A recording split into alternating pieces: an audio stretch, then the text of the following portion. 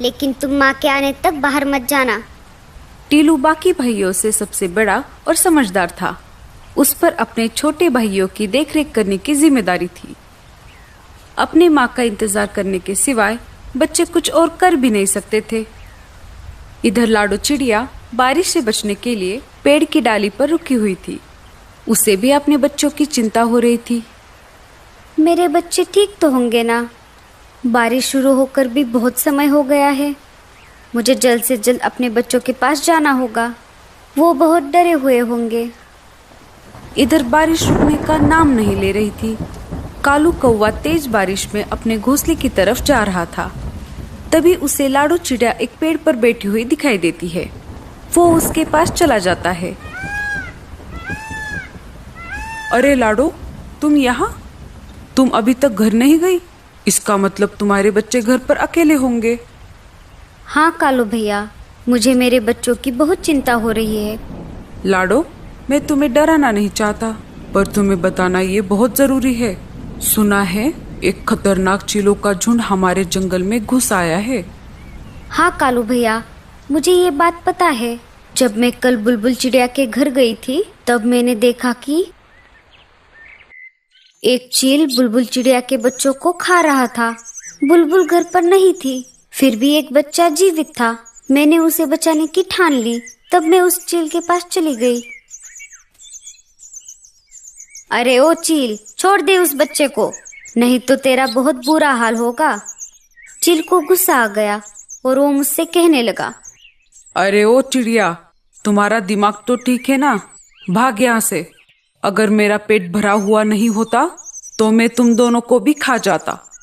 पर देख लेना, आगे चलकर तुम मुझे कहीं पर दिखाई दोगी तो मैं तुम्हें नहीं छोड़ूंगा। मैं तुम्हें उसी समय खा जाऊंगा और डकार तक नहीं लूंगा। ऐसा कहकर चील वहां से उड़ गया कालू भैया। तभी वहां पर बुलबुल चिड़िया आ गई। उसने देखा तो वो बहुत दुखी हो गई, क्योंकि चील उसके 2 बच्चों को खा चुका था। अरे ये क्या हो गया?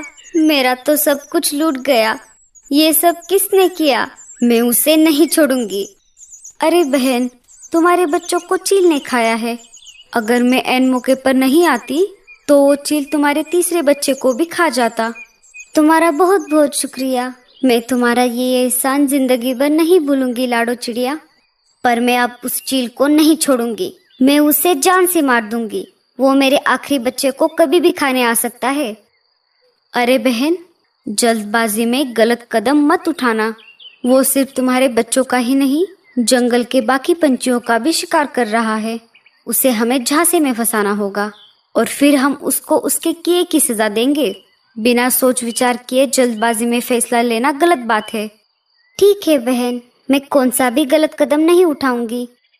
अच्छा, तो ये सब हुआ था। बुलबुल चिड़िया के साथ तो बहुत बुरा हुआ। हम उस चील को तो क्या, बाकी सारे चीलों को भी नहीं छोड़ेंगे। हम उन सब को जंगल से खदेड़ देंगे। तुम जल्दी घर जाओ। हाँ कालू भैया, बारिश रुके या ना रुके, मुझे कैसे भी करके मेरे बच्चों के पास जाना होगा। ठीक है लाडो, मैं चलता हूँ। कालू वहां से निकल जाता है। बारिश बहुत तेज थी। खुद की जान की परवाह ना करते हुए लाडो तेज बारिश में अपने बच्चों की तरफ निकल पड़ी। बारिश की वजह से उसे उड़ने में दिक्कत हो रही थी। उसके पूरे पंख भीग चुके थे, फिर भी वो रुकने का नाम नहीं ले रही थी। उसे अपने बच्चों के पास जो जाना था। वो देखो, अपना शिकार हमारी तरफ खुद चल कर आ रहा है। इस तेज बारिश में इसे खाने का मजा बहुत आएगा। अरे दोस्तों, मेरे पास तो मिर्च मसाला भी है। उस चिड़िया को खाकर हम तीनों का पेट भर जाएगा। लाडो चिड़िया शिकारी पंछियों के पास आ जाती है। अरे ओ चिड़िया, रुक जाओ। इतनी तेज बारिश में कहाँ जा रही हो? लाडो चिड़िया शिकारी पंछियों को देखकर बहुत डर जाती है। लाडो चिड़िया बहुत ही होशियार और समझदार थी, साथ ही साथ वो निडर भी थी। उसने चीलों के साथ सामना करने का फैसला लिया। जी, मैं अपने घर जा रही हूँ। ऐसे कैसे जाओगी? अब तुम हमारे इलाके में आ चुकी हो। अब तुम अपने घर जाने की बजाय सीधा हमारे पेट में जाने वाली हो। उनकी ये बात सुनकर लाडो चिड़िया बहुत डर जाती है। उसे कुछ भी समझ नहीं आ रहा था। तभी लाडो के मन में एक आइडिया आ जाती है। मुझे कैसे भी करके इन सब से छुटकारा पाना होगा। अरे भाइयों, आप मुझे कैसे खा सकते हो? मुझे पहले से ही किसी ने खाने के लिए रिजर्वेशन करके रखा है। क्या? ऐसे कैसे? कौन है वो जो हमारे होते हुए भी तुम्हें खाने के लिए रिजर्वेशन करके बैठा है? वो दूसरे तीसरे कोई नहीं, मेरे खुद के पति है, जो कि एक चील है। मैंने जन्म भर उनकी सेवा की, 3 प्यारे प्यारे बच्चे दिए, फिर भी वो मुझे खाना चाहते हैं। क्या कोई अपनी खुद की बीवी को खा सकता है भला? कौन अपने बीवी को खाना चाहेगा जो जंगल में बाकी सारे इतने पंछी हैं? हाँ भैया, कोई नहीं चाहेगा, पर मेरा पति चाहता है। यही नहीं, उसने मेरे 3 बच्चों को भी खा लिया है। अगर तुमने मुझे खा लिया तो वो तुम्हें नहीं छोड़ेंगे। मुझे खाने का हक सिर्फ उन्हीं का है। किसकी इतनी हिम्मत है जो हमसे टकराए? अगर है हिम्मत तो चलो मेरे पति के पास, एक बार लड़कर भी देख लो। अगर तुम जीत जाओगे तो मुझे खा लेना। बताओ, है मंजूर? हाँ हाँ, चलो, हम देख लेंगे उसको। लाडो चिड़िया निकल पड़ी उस शिकारी चील की तलाश में जिसने बुलबुल चिड़िया के बच्चों को खाया था। लाडो चिड़िया आगे आगे उड़ रही थी और शिकारी चील उल्लू के साथ साथ पीछे उड़ रहा था।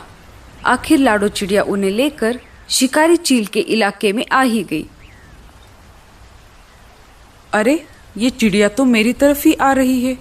कल तो ये मेरे हाथ से छूट गई थी, पर अभी मुझे बहुत भूख लगी है। मैं इसका शिकार करके इसे खा जाऊंगा। तुम यहाँ पर ही रुको। अगर उसने तुम्हें यहाँ पर देख लिया तो वो सतर्क हो जाएगा। मैं अकेले अकेले आगे जाती हूँ। जब वो मुझ पर हमला करने लगे तो तुम जल्द से वहाँ पर आ जाना। लाडो चिड़िया उन्हें वहाँ पर छोड़कर चील के पास आ जाती है। अरे वाह, आज शिकार खुद मेरी तरफ चलकर आ गया है। लगता है आज भी मैं पेट भर के खाना खाऊंगा। हाँ हाँ, कल भी तुमने मेरे छोटे छोटे बच्चों को खा लिया, आज मुझे खा लो। वैसे भी मैं जिंदा रहकर क्या करूँगी? मेरा तो सब कुछ लूट गया है। अरे, वो बच्चे तेरे नहीं, उन पर मेरा अधिकार था।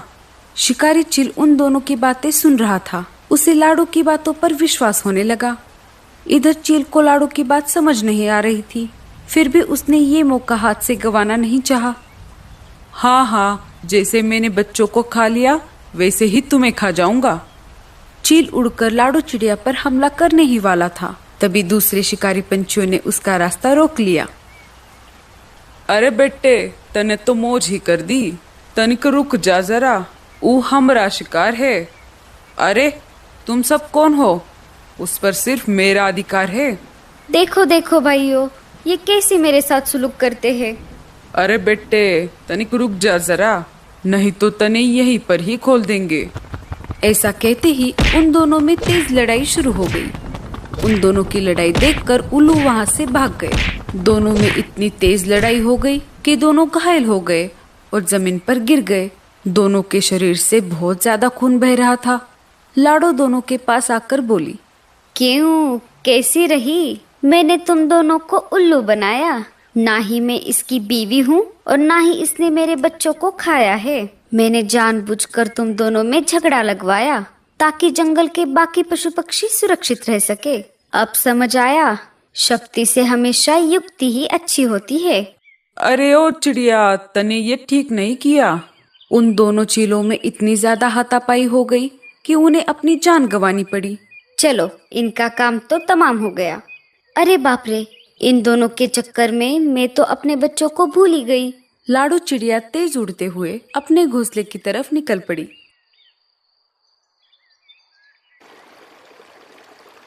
उसने देखा तो उसके घोंसले में पानी घुस गया था और उसके बच्चे भी कहीं पर दिखाई नहीं दे रहे थे।